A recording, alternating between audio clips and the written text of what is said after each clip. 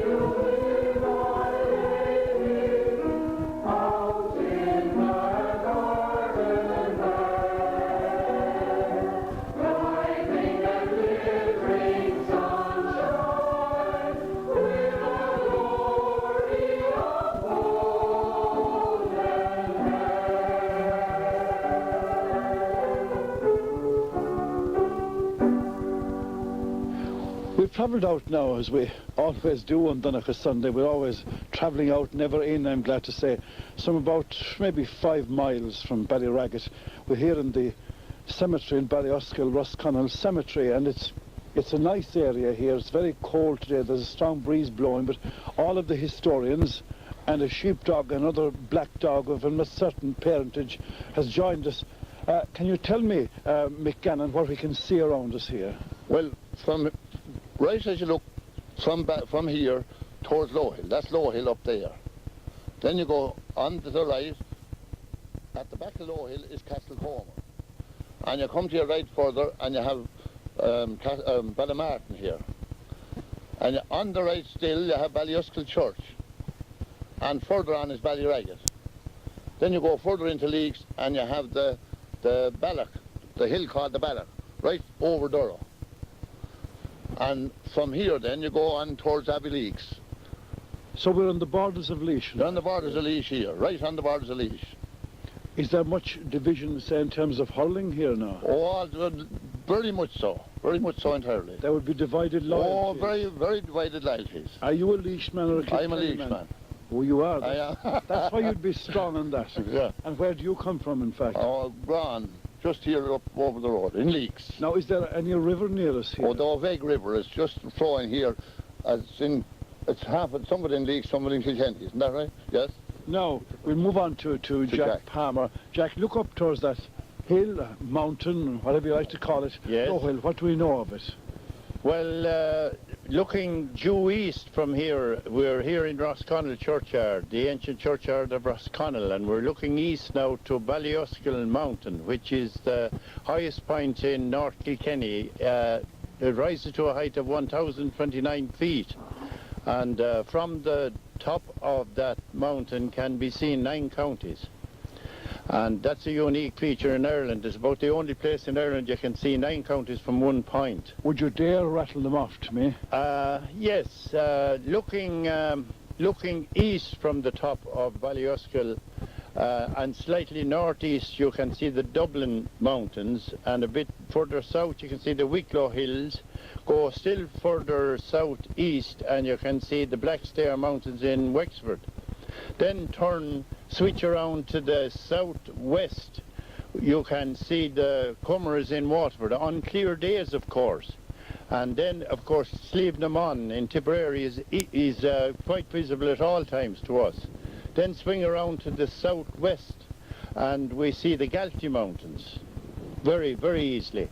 Then swing a little more northwest and we see the Devil's Bit and Keeper Hill near Roscrea. And looking west now, we're looking out over Durrow Town and Rathdowney Town and onto Roscrea, and Devil's Bit is right west of that point. Then swing a little more to the northwest here and we're looking at the full range of the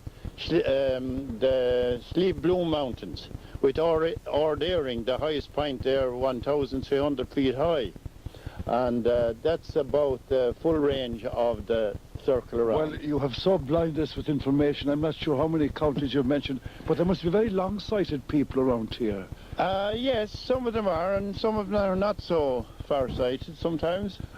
Now, the actual hill, Low Hill itself, Low Hill is very Cromwell famous. has a connection there, has Oh he? yes, indeed, yes.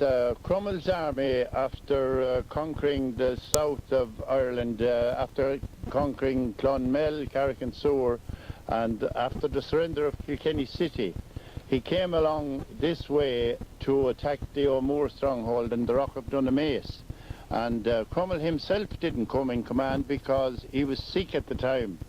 And his son-in-law Ireton and General Fairfax were in command of the troops. And they kept to the high ground because they were meeting heavy resistance in this valley here at the time, and their troops were war-weary at the time. And there was a plague in Kilkenny and a lot of them were sick with illness. So they took to the high ground where there would be less resistance and where they would have a better view of the enemy all the way.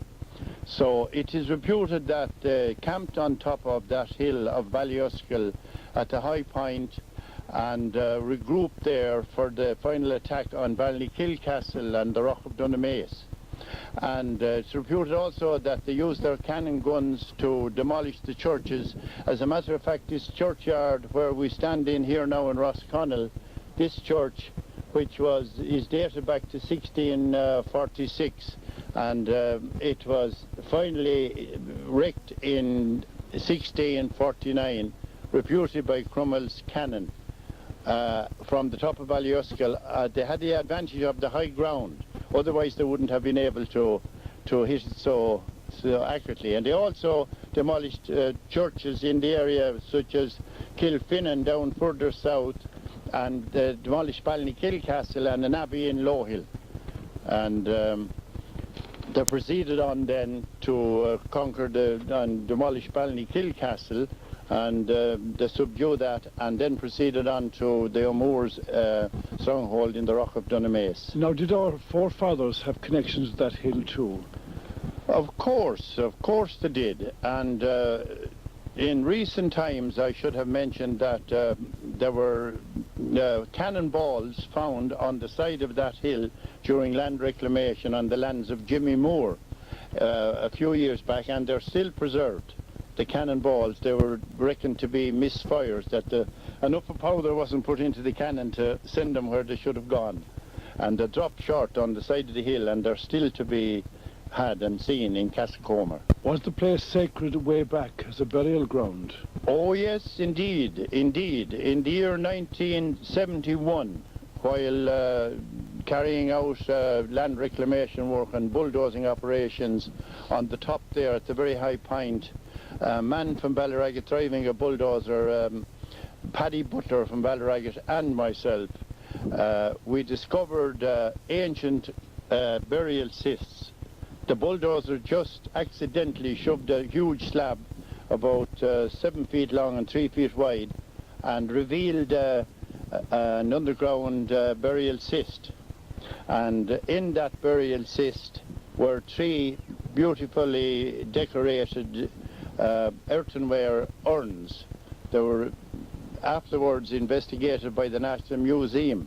We reported it on that evening through the Kilkenny Archaeological Society, through Mrs. Phelan, the good office of Mrs. Phelan. Well, indeed. And Miss Prendergast and Michael Fitzgerald Ryan came down the next day and took possession of those 3 ancient urns, and they dated them back to 1,500 years BC.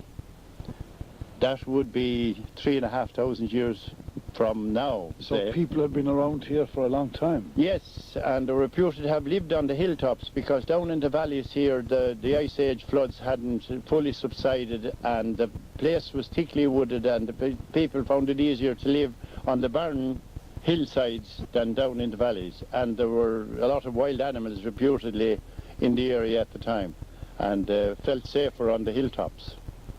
Any holy wells around here? Oh yes, indeed. The great holy well of Ladywell is only about 400 yards north of us here. You were going to say? There's Ladywell, it was there for years and years. I couldn't know, I don't think anybody is able to put any time limit on Ladywell. But about 1942, I think, or 43, there was a shrine built in Ladywell. And since then, it has improved. The number of people are coming in hundreds and thousands. I was about to say earlier, this is as cold a spot as I've seen on Donnachas Sunday for a long time. So we have come into the chancel here of the little ruined church, and it is peaceful. We're gathered in here, and the wind seems to have subsided a little. Dermot Dorgan, what would you say of this ruin? This is the ruin of Rosconnell Church. The nave, or the western end, is the oldest part of the ruin. It is said to predate the Norman invasion. Now, the chancel that we're standing in here dates from early 13th century and came into being as a result of a grant of land by the local Norman landowner, William St. Ledger, to the monks of St. Thomas Abbey in Dublin. So that the Abbey Church came into being at that time.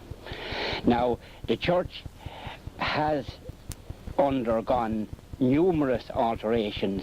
It may well have been destroyed several times and reconstructed again over the centuries. Were there monks here? Not that we know of. Not that we exactly know of. There were monks about a mile further south at a monastery also attached to St. Thomas's at Atana. But we're not sure that there were monks exactly here. Now, The last time that this church was reconstructed was during the time of the Confederation of Kilkenny. And a small tablet which can be read in a peculiar type of Latin inscription over the south door here commemorates the rededication of the church on the 14th of August 1646 when the Reverend James Whale was rector. Now, of course, only a matter of 3 or 4 years afterwards, the gentleman already referred to was in Kilkenny, and part of his army came up this way. They took Ballyouskill and they destroyed any religious buildings, and including Rosconnell, and Rosconnell is in ruin ever since. When you say gentleman, you're referring, of course, to Oliver Cromwell. Of course, yes. Broadly speaking, gentlemen. Yes, although he wasn't here in person. Contrary to what was generally believed, he didn't come north of Kilkenny. Now, the surrounding cemetery has been used over the centuries as the principal place of burial, not only for this parish of Ballyragget, but for the adjoining parish of Ballyouskill, to the north of it. And it was extensively used down to the provision of a cemetery at Ballyouskill Church a few hundred yards away in the 1830s, and was in considerable use down to the provision by the Laois County Council of a new cemetery at Ballyouskill in 1929. Now, since then there have only been about a dozen burials here.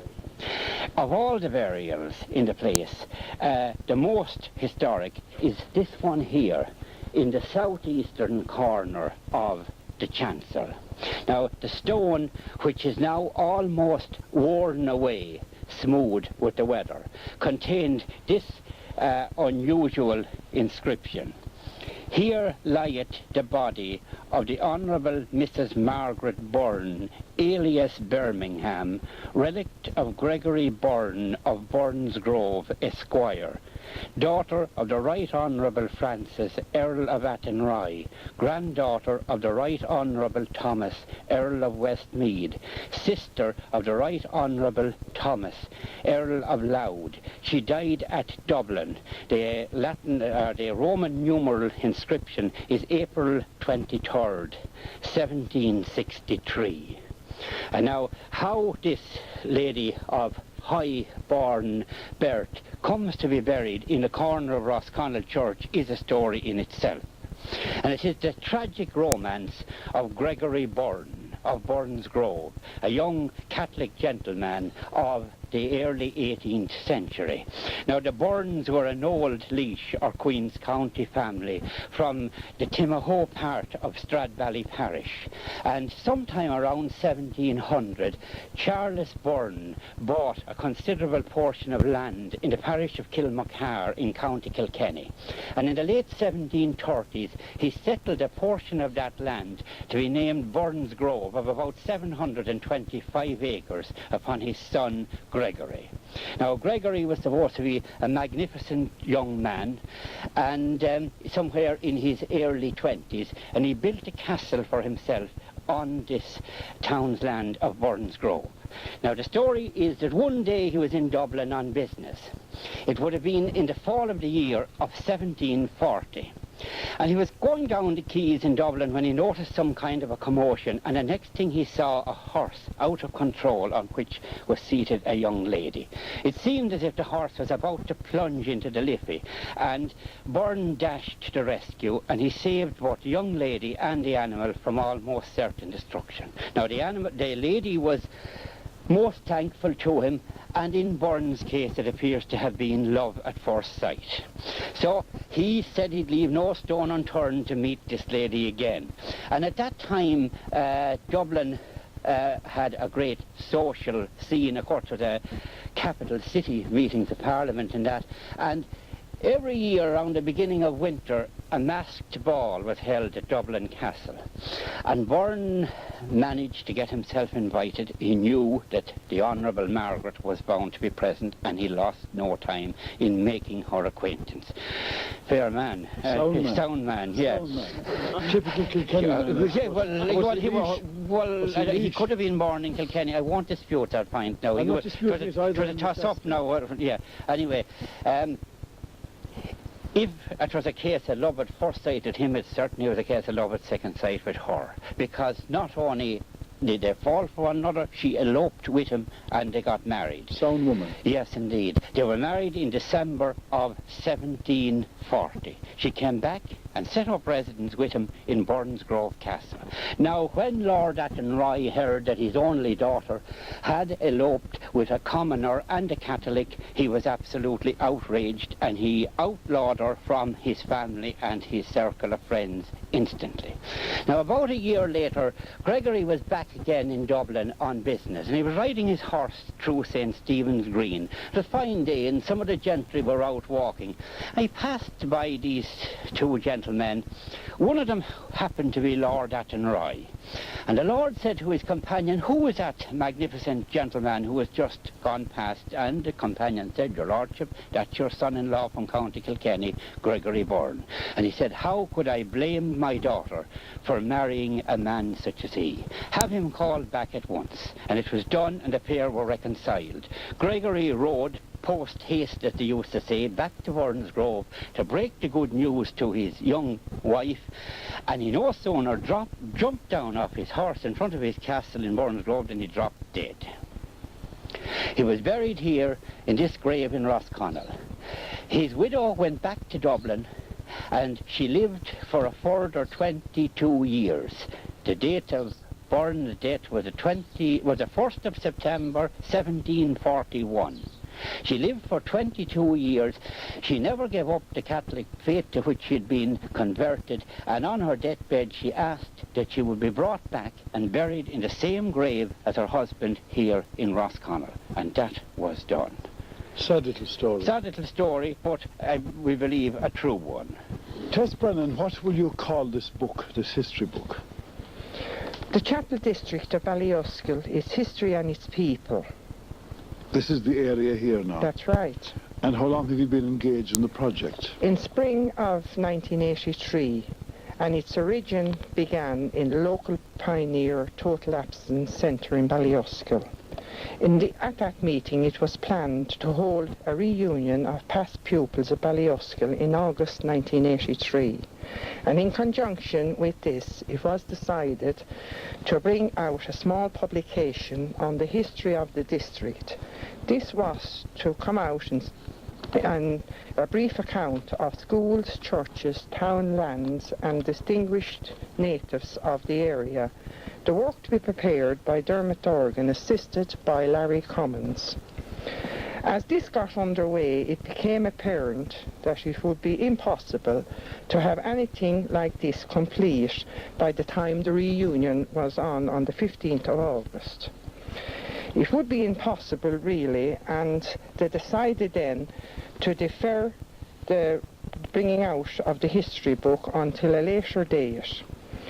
The publication was proposed to be later on that year, as the work and material came on hand and other areas of local life, pastimes. How many of you worked on the research of the book? Lots of people, I Lots suppose. of people, really. They done research on it, old historians of the area, and Larry maintained all the abstracts and news items, and he gave them to Dermot Dorgan. He was the author of the book. As I was saying earlier there in the introduction, I was down in Dunmanway in County Cork in the last week, and we were talking about the great historical hinterland down there, and in fact talking about doing a walk perhaps in the month of May in Sliabh Luachra. Sliabh Luachra, famous of course for Egon O'Rahilly, one of the greatest and noblest of the poets, and Owen Roe Sullivan, going on to Ramore and Kishcame and all the beautifully sounding places, perhaps even Drumscolla, where Donald Cormo Sullivan Bear is said to have spent a night. But a name cropped up, of course, last evening. Two names cropped up. One was John Duffy of Duffy Circus, who was buried down there. The other was the great and famous and memorable Sam Maguire, of the Sam Maguire Cup fame, if you like. Dermot Dorgan, you've got a sort of a nod link here with Sam Maguire. Yeah, through Tommy Moore. Tommy Moore was born in Fear, in this district of Ballyouskill in the year 1890, one of a large family. He attended a national school here from which he never missed a day during his primary school years.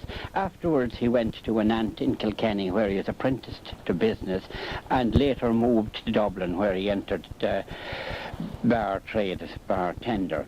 He was interested in hurling from his youth, having commenced in Kilkenny City at the game, and when he went to Dublin he almost immediately joined the Fox Hurling Club. In the year 1917 he won the first of his 2 All-Irelands with Dublin. He won the second All-Ireland with Dublin in 1920. In all he won 12 Dublin senior hurling championships with the Fogs, and was associated with that hurling club in a big way for practically all of his life. In the 1920s he became associated with and very friendly with Sam Maguire, who had been Michael Collins's intelligent agent in London. And when Sam Maguire died, I think it was in 1927, Tommy proposed that something should be put up to honour his memory, and it was as a result of his proposal and of the committee that he formed that the Sam Maguire Cup was presented for the Gaelic Football Senior Championship in the country. Now, Tommy Moore was a most successful businessman, setting up his licensed premises in Cathedral Street in Dublin, which became virtually a mecca for GAA fans, particularly for Kilkenny fans, and he continued in business there until he retired in the late 1960s. His wife, who was a Welsh from Clogher, Moonkyne, was associated with the famous Welsh hurling family of Moonkyne Parish, and Tommy died in Dublin in 1973 at his residence in Clontarf. Michael Welsh, before we leave here, you want to say a few words about the church? Yeah. Well, some 4 or 5 years ago, we came in here, formed a committee, a small committee, and we found the ruins. We didn't find an awful lot of headstones, they were buried. So over the last 3 or 4 years, voluntary, we dug them all up, and now we have all headstones standing out there, as you can see. We then go on to the county council, we go on to Manpower, and they came and did half of this. They did guarantee that would finish, but they didn't run out of funds, as the money is always scarce. But I'll have to tell a little story about that one, that we often wonder where they get all the money to spend when it is so scarce. But anyway, we hope to be able, with the help of the local people, and to get more funds to finish the church as we have done, and we have the slating done down along here. That will be a monument to the people, seeing that that's still there for the last 300 or 400 years. In that condition, what will it be if we were able to get it done? Our children will not, none of them. We hope this August to get mass said with.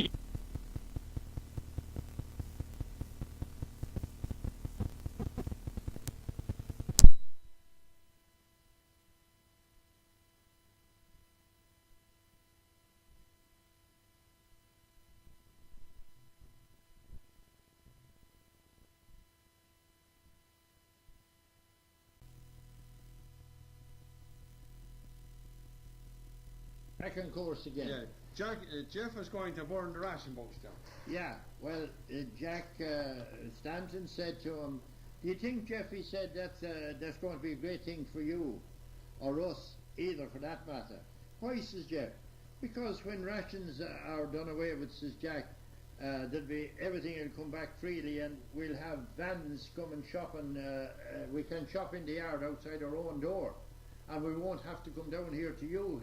And that might affect you, and it'll affect us because we won't get down at all. We won't get a pint or anything at all now, mixed in with this bit of shopping that we do. So Jeff went up to the other end of the counter to serve somebody, and in a very deep pause to know, could that be possible? Yeah. In the Now, John, the lady that gave us that beautiful dinner today now, when did you meet Mary?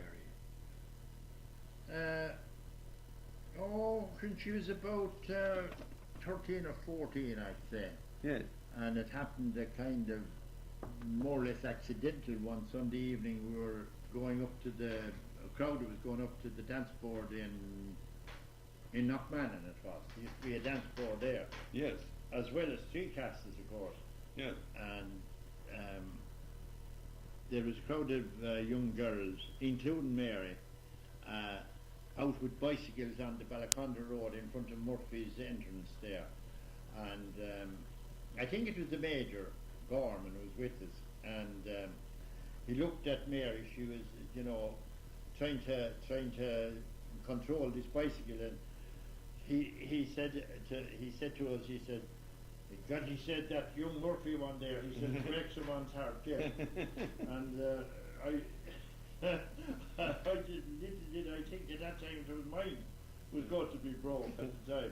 When I fell in love with her afterwards. Yeah, you're lucky, man. So yeah, isn't that wonderful? Well, your wedding time was marred with fierce weather, you were saying. yes, indeed, in 1947, it turned out to be the year of the worst and greatest and most infamous blizzard of all time. Yes. It started around the middle of February, and sure, it didn't thaw until St. Patrick's Day afterwards. That's right. And that was the year of the great floods. That's right, I remember that. Because the frozen snow and ice had blocked the rivers and that's right. the valleys in the country. Tally-ho reached cracked, actually. That's right, Yeah. and the tremendous floods in Kilkenny City. There was, that's true, yeah, that's true. So we went to Dublin after the wedding, and on the train, of course, and we were travelling as two bridegrooms and two brides. Yeah. There was myself and Mary and John Knowles and his wife from Chatsworth. Yes. We were both married the same time, the same day. Yeah. But we didn't stay in the same hotel. We went to North Frederick Street to William Doheny's hotel there, the Osprey. The Osprey. As it was known then. Yes, yeah. And he was an uncle of the famous Father Michael and Kevin Doheny. Kevin, yeah. Of Worldwide. Yes. Yeah. So we had a great time there.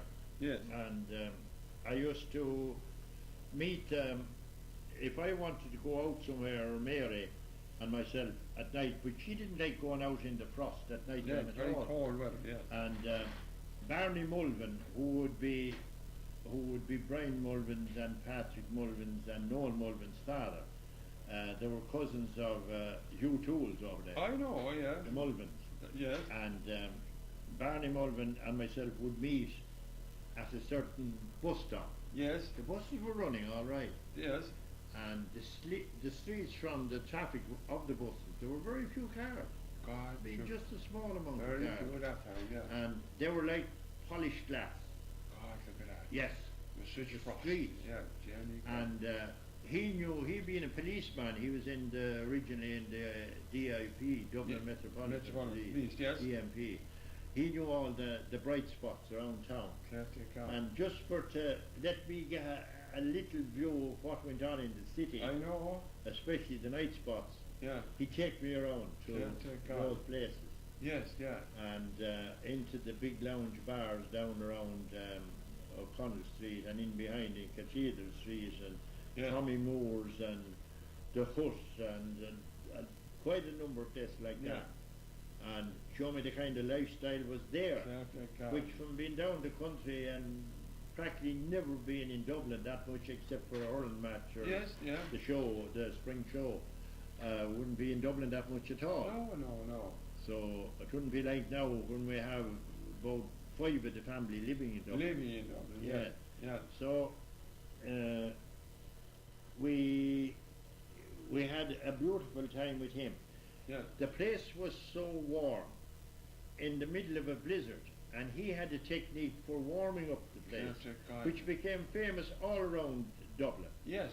People used to come up the steps to look in to see the big blazing fires he had in the hallway, in the fire going in. And to know how he got the fuel. Yes. Because no one could get fuel. Oh, of course you do. No. Except the bit that was in Phoenix Park, which was for industry. For emergencies. Yeah. And his method was, he used to get duff or column, as they call it, Yeah. He get an odd load of it up from the colliery. Yes, yeah. And with the lorries that had permits to haul. Yes. And he'd get a load of a sea coal slack from the docks. Yes. And a certain amount of sawdust. Yes. And concrete. God, cement, yeah. And down in the cellar, these lorries of material would be heeled down in these gratings outside the hotel, and that was on a slide down into the deep cellars down underneath. God, yeah. And that's where he had his factory. Jenny, God. And I even gave him a hand mixing the material there. Yeah. You were more or less isolated there too with the roads, weren't you? You couldn't get down. You were saying there. Yeah.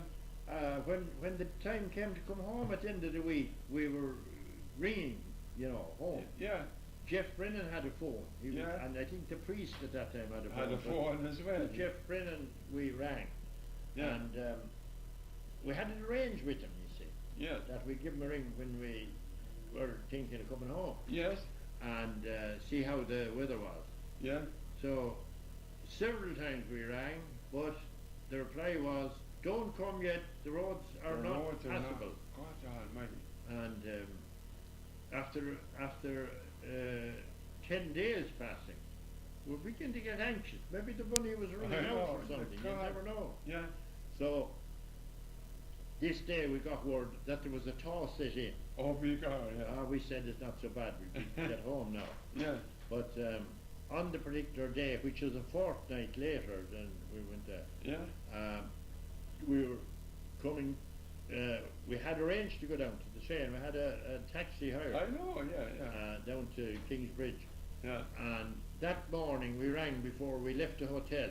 Yeah. Because Bill Doheny had phones all over the place even then.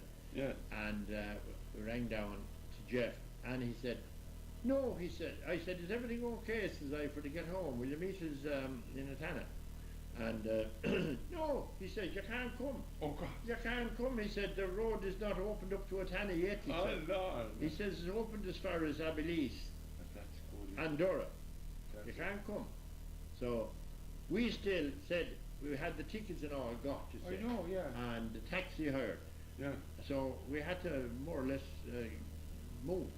And we came down the line to Abilis. And got off in Abilis and hauled our few bits and pieces and cases up to the Devesi Arms Hotel. Thank God. And I'm telling you, we put in a bad night there. It was very damp yours then. The water was running down the walls. I know. With the thaw. There was a bit of a thaw had set in, especially in the towns. Yeah. And the place was an awful way, in an awful way with damp. Even the bed. Jenny, God. And you have to go out with heat in Dublin, a good hotel. After coming out of the place, it was like toasted. I know, yeah. Because he had beautiful fires all over the place with this concoction he had made. I know. In the bacon tins. For God. In the roasting tins. He used to make them in roasting tins. Yes, and this mixture, and then tap them out in the next day. I know. And build them up in slabs all around the cellar. God. He must have had about 20 ton of this stuff stored in the cellar. Was he a clever man? He was a clever man, and I talked about it the other night in the hall below to Father Doheny, who was having the sponsored walk last Friday, about it. Yes, he says, and did you not see the buckets there with the hole in the bottom, he says. He used to put it in the buckets too and turn them upside down. And then he had a hole in the bottom so there'd be no suction in the bucket to hold on to it. And he'd turn them upside down and bang the bucket. He said, "Now it should come in a great big rock of material." There's no doubt about it. So, But just for record, you done well with the sponsored walk too, John, the other night. he did very well. Yeah. He between all the various contributions and little ventures he had, and then the cabaret in the Wheel Inn. Yes. He was supposed to have turned in £1,100. Well, it's very good, wasn't it? Yeah. They're two great But he men. sold quite a number of books in the hall the other night. That's right. And in the pub. Yeah. We had a great hall night. They're two great men, aren't they? Well, there were two great men. God rest Father Michael. Father Michael's gone to his reward, yeah. Father Kevin. Or is it Father Kevin? Father Kevin is there still. He's there still, isn't he? He's quite. He's about 6 years younger than me. There you are. He's 73, I think, now he is. They are, yeah. But he's in great form. Well, then Mary and yourself return back to where we're sitting tonight, Jack. Well, we came to Abbey Leaks, but then we waited there, anxiously waiting for Jeff to come in the morning. We weren't going to stay another night. We'd have walked home, so we'd stay another night. You would. It was a disgrace, really. No, you wouldn't stick it. So Jeff came for us the next day. He said, the road is now open. But he says, I can't get up to your house, he said. Oh, God. Because the road is only open halfway from Foley's up to your crossroad there. Yeah.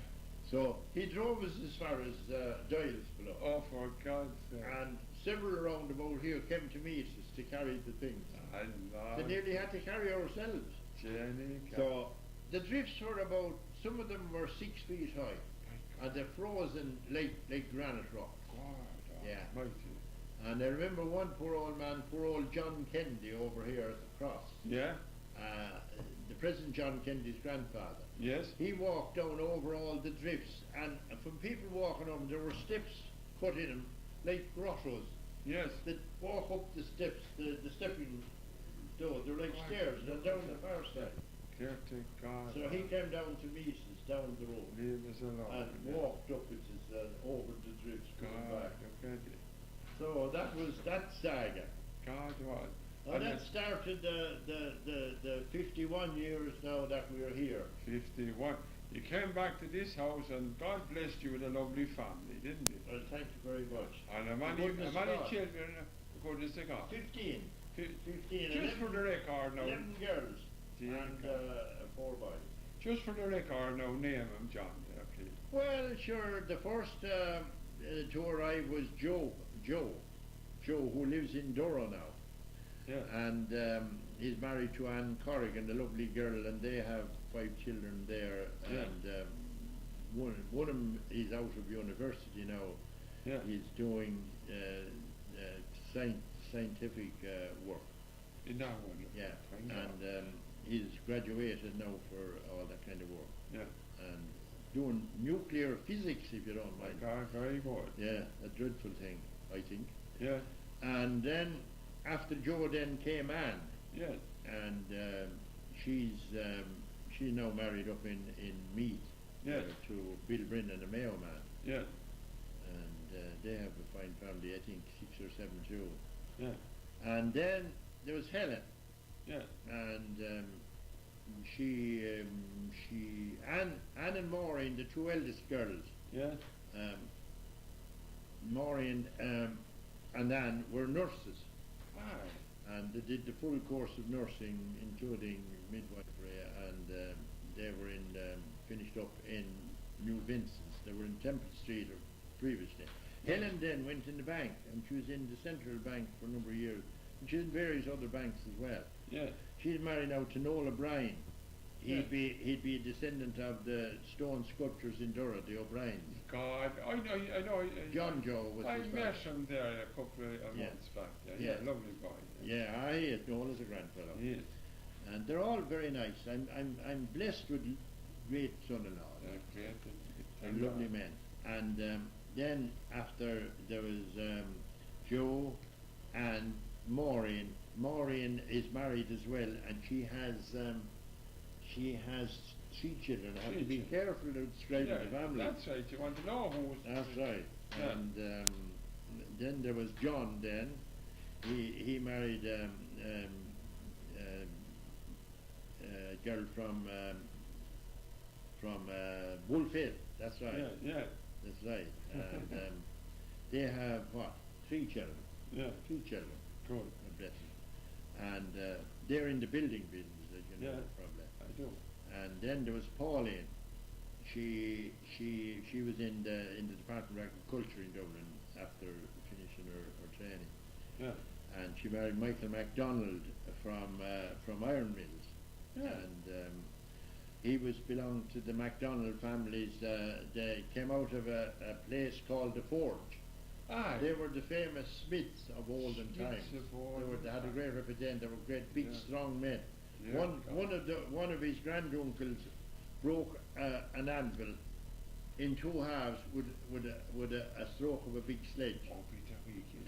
Doing the bindings for the whole cartwheels. The people, yeah. Yeah, he was Ah. welding it, and he was a big, powerful man. Yeah, thank God. And I have one half of the what they call the anvil. God, that's historical. Yeah, big anvil broke in the middle. God, I have one part of Mick gave it to me for an old souvenir. God, I use it, yeah. Very good. And Mick is a very nice chap too. Yeah. We have many adventures together. Yes. And then came that's Pauline's husband. Yeah. Now came Rita, Yeah. and she's married to Noel Kidney. He's an architect, Yes. and they have a fine family too. They have 5, I think. Yeah. And then comes along Kathleen, Yeah. and she was in the customs Yeah. service up around Dundalk and Louth up there on the border Yeah. for a number of years. And she's married to Tom Flynn in Durham. Tom Flynn, oh The yeah. famous Tom Flynn. Oh, Peter Weekend. The great GA, man. GA man of great fame. Yeah. That's right. Yeah. Until unfortunately he damaged his knee. He damaged his poor knee, Damaged his is right. He knee, did. yes, and had a He did, all right. yeah. And sure, Tom's father was a famous. Tom's father Oh, was, there's the was Durham a guy. famous hurler too. Who? Tom's father was. Oh, a the fam- Bun, yeah, Lynn. Bun. He hurled outside there in that field out in front. God, is that right? Right, used to bring out the bikes with the Dury lad, the Garth Kavanagh and Ah. all the famous Fox Mar and all That's them right. They were all great hurlers. back yeah. in the 20s and early 30s. Yes. However, anyway, we'll go along then on to Kathleen from Rita, on to Kathleen married Tom, as I said, and Tom, member of the Dublin Dora 5 Brigade as well. Oh yeah, that's Yes. true. Yeah. Yeah. Then on to Bridie. Yeah. She's married to Martin Dunn Yes. in Dora, and they have a fine family too. Ah, yes. And they're the people. They're attached to the Marky Carroll. Yes, Yeah. yeah. That's right. The nursery there. yeah. And then there's Jimmy. Jimmy then. Yeah. Jimmy is married to Geraldine Dunn, Yes. another Dunn connection again, Yes. and a beautiful redhead again, Yes. with a fine family of about 6, I think they have Thank there God. now. Isn't that wonderful? Jimmy is the chief caretaker in the school in Ballyouskill in Havel Havel. Community School. Yes, yes. That's right. Well, he does other work as well in his Yeah. spare time. He don't have too much spare time at all. Yeah. He's a great electrician, Jimmy. Yes. Yeah. And then there's Alice, and she's in Jersey Island, in the Channel Islands, Yes. and she works in banks there. You were in holidays with her recently. We were over there recently for a part of a week there, Yeah. and did all the whole island and all around. Very interesting place, a beautiful place. Yes. Is Jersey. So I believe. We flew over from Dublin there one bad weekend there. It was a bit rough going, but anyway, everything worked out all right. Yeah. And then there's Noreen. She's working in a firm in Dublin. Alice is not married now, Yes. and Noreen, and she works in an advertising firm in Dublin, Yes. Thank and God. she's not married. And then there's Martina comes next. She's married to a Mayo man. Yeah. Pat Durkin is his name. Yes. He's an officer in a company that deal in those Celtic hampers and all that. Yes, I know. He's the foreign buyer for them, I know. Yes. and they have one child and expecting another. I could. You know. Yes, and all going well, that would make up 51 grandchildren. God, isn't that something? But they say you're not to count chickens into their hands. No, 51 grandchildren. Anyway, then there's Paul. There's Paul then and Rosie, the two youngest. Paul is married to his wife is Frances Wall. Yes. from this Downey, Yes. and they have 2 children. Grand. That's the wall from the down. She's descended down from the walls that used to live in a tanner one time, Yes. and they also owned Ladywell up there in Castlemartin. I know. It's on The their walls land. of Yes. long ago. Yeah. Yeah. So then there's Rosie. Then she's married in Yaw. Her man is in the Navy. He's an NCO in the Navy, Jenny Clark. Irish Navy, and we have been down there visiting him when he was getting and passing out something in the Navy, and we were on the Navy ships God, that was and one. went on a tour out to sea in the Jenny. Navy corvettes. Wasn't it We beautiful? had a great day that day, Thank God. surely. And they have 2 children. Touch grand. Yeah. Yeah, God. So Well, leave that's the whole lot of the It's a 15 one- now. it's I a- hope I haven't left out any, because You have your in trouble. now. you'll probably be listening to that sometime, kiddies.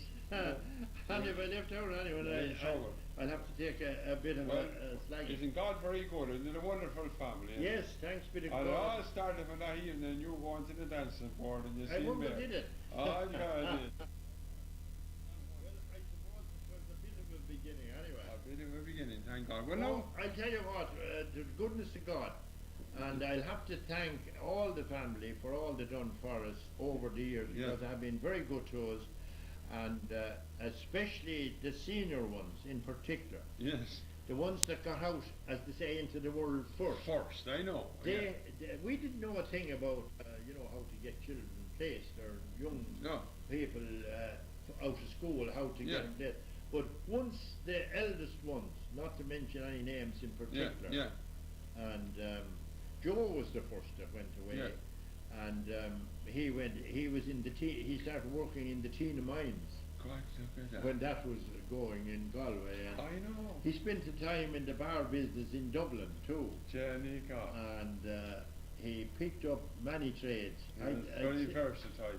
He was always fond of machinery, of Yeah. course, and from the day that in 1950, when I brought home the tractor when he was only a couple of years old, Yeah.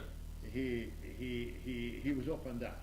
Yeah. When he was only 3 years of age, my first tractor. God, look I at that. remember it well. And then too, he can mend household appliances. Is it all around, fella? Oh, sure, the whole lot of them are that way And of inclined. course, John is a famous builder. Yeah. You know. But I noticed that when I want something done around the house, I find it very hard to get them. But yet they come eventually. Yeah, and Mom I used to get always them. say, when she Because was... Paul built this apartment here, Yeah. and Jimmy did the electric wiring. God, it and did plumbing. lovely. It did lovely, yeah. Well, I used to do a bit of that myself too. I know, that's right. Well, now, John, you see fierce changes.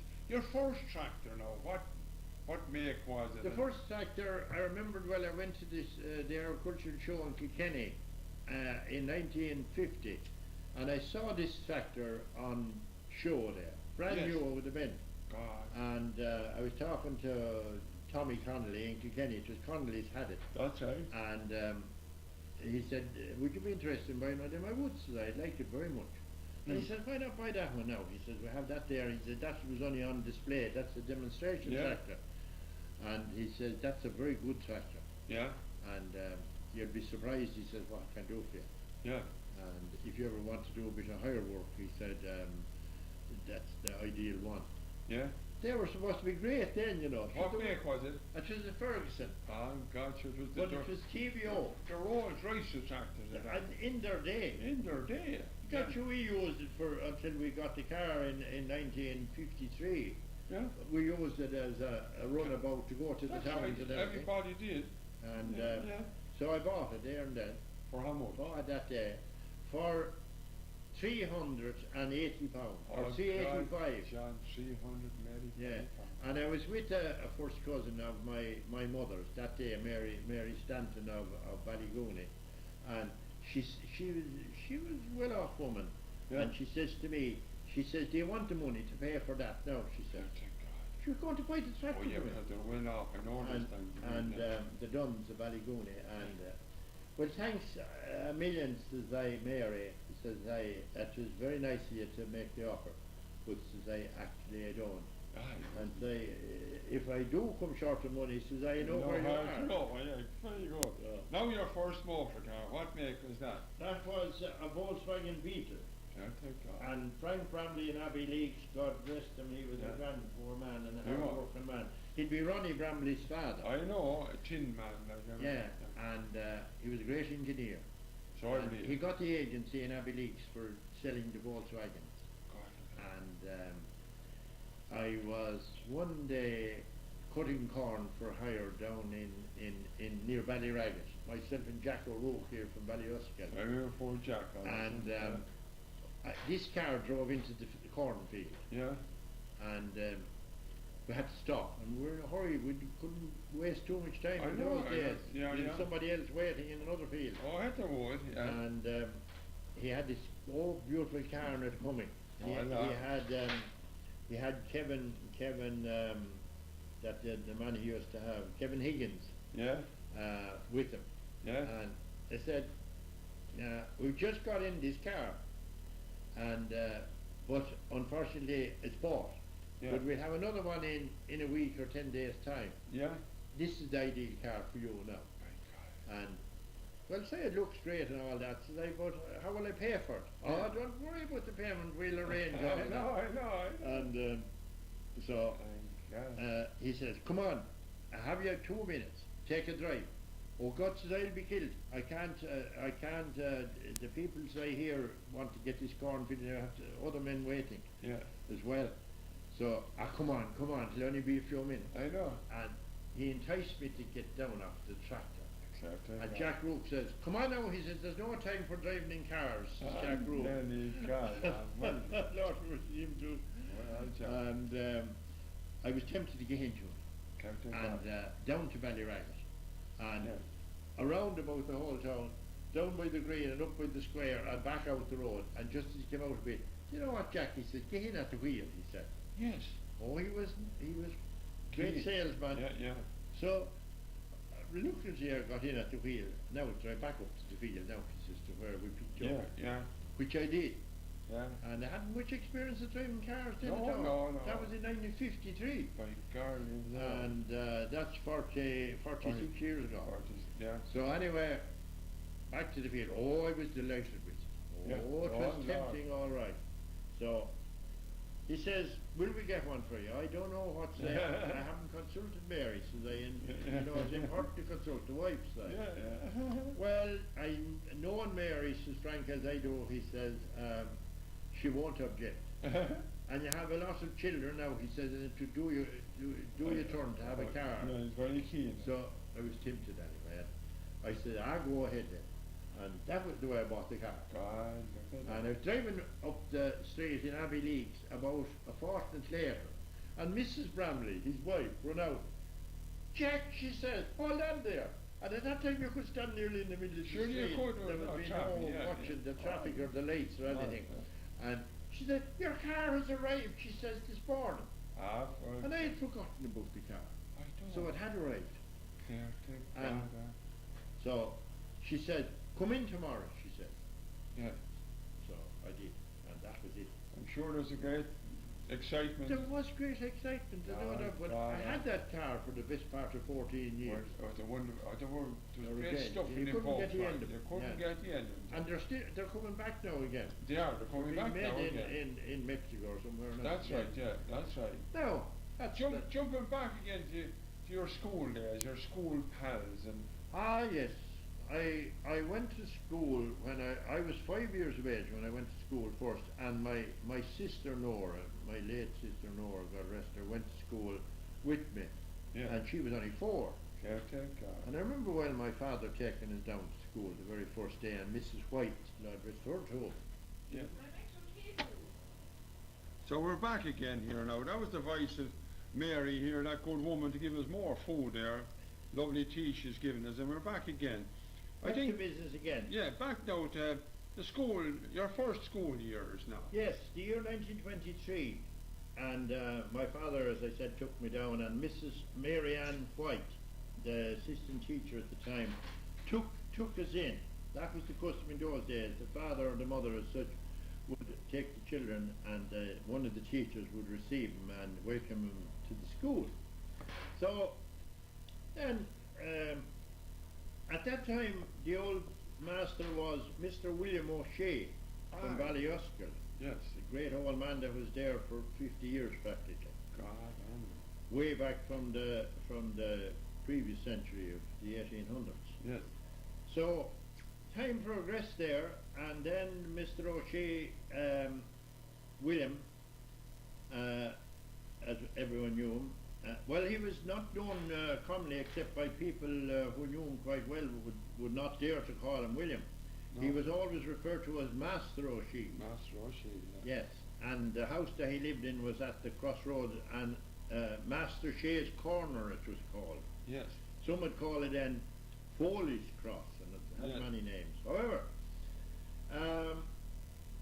later on then, when Mr. O'Shea retired, a year or so later, Yeah. well, 2 years later, I think, the new teacher that replaced him was Mr. Jerry Quill from Kerry, a grand young teacher, practically new over the training college. Yes. He was supposed to be, at that time it was said that he was the youngest teacher that qualified from a training college and got a position.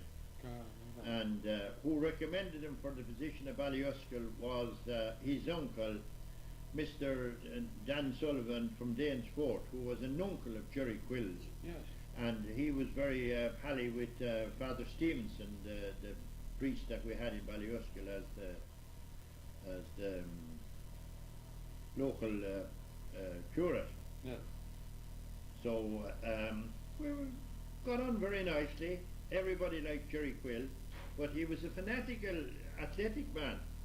He used to play football in the schoolyard, with the result that many times the windows were broken and other little bits of damage done. Yes. As a matter of fact, one day he was playing a game, he had a team picked out himself, and then Mick MacDonald of Castlemarket, and a big young man as he was then, he was the biggest in the school. They were jostling for possession of the ball, and Mick MacDonald gave Jerry a hip charge. Yeah. And Jerry Quill, he overpowered Jerry, and Jerry fell against one of the stones on top of the wall, the upright curbs or things that are coping the wall, and he got a gash of a stone about 3 inches long in his forehead. Oh no. And he had to be attended to quickly, and I remember Miss O'Shea, Mary Ann, as she was then before she married Mick White of Castlemarket, attended to him and got bandages ready and bound up his head, and we finished the school kind of early that evening. Aye, look at that. You But got on, sometimes we used to stay playing football until 5 o'clock in the evening. yeah. Good God. And some people used to comment about the length he'd leave us out at lunchtime. We used to play out in Stephen Holohan's field. That's where Ona Holohan owns the field beside the schoolyard. Yeah. And more times we go then, if that was ploughed then, we couldn't go in there. We'd have to go over into Marr's field. Neddy Marr's father owned the fields there, the other side of the road, over Yeah. near Harry Mooney's, where old Harry, Lord mercy on him, lived, where Henry is now. Yeah. And oftentimes it was 5 o'clock when we'd be going home. Fair to God Almighty. Yeah. Well, then John came first Holy Communion. But I might add too, John, that Jerry Quill, how I knew him so well, was because he stayed here in this house. Oh, did you? God, look at that. He was looking for a place to stay, so he stayed with Granny Pryor here for 5 years. Jenny, God. And he used to give instruction in the house here at night time to students that might want to advance themselves I for know, bits it's of a job. bit of a grind, as they call it. A grind, yeah. And Yeah. I used to be included in that too. Yeah. So it was easy enough for me, if I go to that, to get the lessons done Yeah, nicely. it's handy, yeah. Because he often helped me, Yeah. indeed many times. Well, would And- Granny Pryor mind if you're late coming home from school and saying that? Oh, she would. If it went too late, she'd have a little bit of dinner ready, you see. I know, and she yeah. didn't like trying to keep it hot. Yeah. And no, she wouldn't mind too much. Well, then came your first Holy Communion. What memories have you now of that time? Well, I remember Mrs. White, Mary Ann. Yeah. giving us the preparatory instructions for that, and she always did that in the school. She was very, very, very good for that. Yes. She was an excellent teacher as far as religious doctrine was I concerned. know. Yeah. And But you were saying earlier there's a little cross, you know. well, we're all a bit cross sometimes, but she seemed to some of the part of her life, especially before she got married. Yes. She seemed to have improved greatly. I know. Marriage improved her in that respect. Good big art. And she had a difficult clientele to deal with, as the punishment book of the school denoted from those days. There were very, very rough elements attending the school there. Yeah, well. And no one would blame a teacher for to get an eye with him. That's true too. Well, your first Holy Communion day, can you remember anything that day? What? I think Well, we remember the nice little suits we had. Yes. And a fashion at that time was a pants and a nice little, maybe a tailor-made coat. Yes. And our tailor was Andy Carl over in in Cashon. Yeah, God, look at that. in Barnderry. Oh, sorry, Barnderry. And a white collar hanging down all around about, a nice little white collar. Yes. I remember I used to wear one of them, and often wore to go to school too, and Peter Kennedy as well, and some other pupils. And I remember that very well. Well, it wasn't like nowadays. There has to be envelopes and monetary gifts nowadays, as I know too well. But in those days, it should be some other kind of a treat, like sweets or biscuits or something like that. The money didn't come into it at all, because in the mid-1920s there wasn't much money at all. Was Jimmy Holland a Ballyraggedy in your school? Yes, I have clear memories of Jimmy Holland. And a great man he is to this very day. And recently I had the pleasure of a tour with Jimmy. Yeah. And he asked me to know, could we go back the road, the way he went to school from Vermont. And I went for a drive then. I took him for a drive in the Rahindup road, which is a great roadway now, not like long ago. And through the fields, he showed me the fields where he passed in along by Dooley's, Houlihan's, Kavanagh's, and over the bridge. And over the bridge, Father Stevenson's bridge. And I drove down through the fields right to the bridge. And he said, my God, look at the way everything has changed. Everything has changed. Everything, look at the place, the way it is grown up now.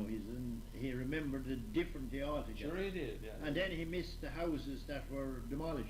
All changed. And he said, I remember all the Kavanaghs, Aidan Kavanagh, and even Moses Kavanagh. And Joe Brannigan's people. And Joe Brannigan's, they'd be out, he'd be out the road there, farther out. Farther out, yes. Near to the main road. Yes, that's right. I should have mentioned there Joe's too. Joe has a fine new house built there now. Michael has, yes. Or Joe's son, Michael. That's right. That's right. And he named all the people that lived there. The Kavanaghs, Aidan, Jim and Paddy and Tom and Jack. They were all great musicians, the most of them. Paddy Kavanagh was a teacher of music. Is that a fact? Yes. And then there were the Dooleys, Jack Dooley and Vesty Dooley and Nellie Dooley. And then the Houligans, Jack Houlihan, who used to help with the mills, feeding the mills. I know, for Dick Brennan. And Bill Houlihan, and their sister, who was Mrs. McKenna, after Tom Kenna's wife. She'd be the Kenna family's mother. I know, yes, dear God. Eamon Kenna and Johnny and Tommy. And Nora and Mrs. Costigan, that's now passed and gone. No, it was great, because when the pictures were taken in the school, we were going, the school groups, Jimmy Holland was the biggest young man. He was practically a young man going to school. Good God. He was a very tall man. And then there was Gerard Mooney and Paddy Murphy and, I remember Paddy from Doro there. That's sure indeed, insurance man, And he married Miss Grace. That's correct, that is great. That's the way. I'm sure Then we move on to your confirmation time. Oh, yes. Yeah. Confirmation, she also got us prepared for that. Yes. And we used to go down to school for all those preparations. We go down to the church after school after 3 o'clock. And that session could go on until 4 o'clock. Yeah. But I do remember an incident when we were being prepared for confirmation. One evening, just as we were coming out from the church, after Mrs. Marianne O'Shea, later Mrs. White, Yeah. was finished with us, one certain boy from Grawn, Yeah. I might be right to mention the name, No. but he came out a little bit ahead of us, Yeah. and in his boyish exuberance, he Yeah. went and rang the bell, All with the vehicles. the Yeah. church bell, Yes. and gave it a right good few bangs. Yeah. And the priest at the time was Father Comfort, Yes. and this now was for our first communion, Oh, but not our confirmation, Not your confirmation. Yeah. because Father Comfort wasn't there for the confirmation. It Yes. was Father Stevenson. Yes. So he gave it such a bang that Father Comfort heard it from his residence down the other end I of the know, church, yeah. and he ran out himself and his Kerry Blue Terrier Yes. and his Blackthorn walking stick. Oh, yeah. And just as he was coming around the south end of the church, we were coming out the church door, Yeah. and he said, "Who rang the bell?" he said, in Yeah. a most angry tone. Yeah. And which of you, he says, did any of you ring? And there was about 10 or 12 of them. Yeah. No, Father, no, Father, no, Father. And who rang the bell? And one poor fellow was so terrified, he named the fellow. Oh, God. And he says, "Where is he?" He's just after running out the chapel gate, out the Yeah. road. I know. And off he set after him. My God. And he hid down around Foley's corner. And but then he thought he heard the priest coming, and the big dog, the Kerry Blue, Yeah. went straight over at them. Oh, God. Yes, Yeah. that Kerry Blue he was a ferocious dog. I know. He killed nearly every dog in Castlemarket and Ballyouskill. God. Yes, Vicious. he'd catch him in a second. He'd have him by the throat, My God. and he'd hold on to him until they were Until we're conked out. finished. Yeah. God Almighty. But anyway, the dog held up this boy. He was heading up Castlemarket for home, and the priest arrived on the scene, and the priest said, "Did you ring the bell?" he says. What a terrible thing to do, to ring the bell at 4 o'clock in the evening, terrifying the parishioners, he Yeah. said. Yeah. "They'll think my house is on fire," or something like that, he Yeah. said. Yeah. And that bell, he says, was cracked one time in a big fire here in Ballyouskill, he said. Yeah. And the people think when that bell rings at unusual times, Yeah. that's a fire, A or fire. some other disaster. Yeah. So, "Yes, Father," he said, "you rang the bell. Well, you'll pay for ringing the bell," he says. "I'll have to make an example of you so that won't ever happen again." Yeah. And your man started, a young fellow started to run up the road, and he followed him, and a smack of the blackthorn, Yeah. and he fell in the heap of nettles. There was a big growth of nettles up along I know. Yeah. above Foley's, and he fell in that, and he got up a few times, and he gave him a couple of more smacks, Yes. and oh, sure, poor chap was terrified. Yeah. And he said, "You'll be in school tomorrow morning promptly," he says, "at 9 o'clock. Yeah. And as it so happened, the poor chap was there. Yes. And in comes the priest a few minutes after 9 o'clock, and he called up his name, Yeah. and he called him up there at the end of the school where the rostrum used to Yeah. be, Yeah. and he had a big bamboo cane that the teacher had for pointing up at the maps, I know what you mean. and he gave him 6 of the heaviest slaps I ever saw any pupil. Father Stevenson. Father Comfort. Oh, sorry, Father. Oh, Comfort. not Father Stevenson, because Father Stevenson wouldn't do it, I know. ever do it. He Yeah. was that Yeah. kind of man. I know.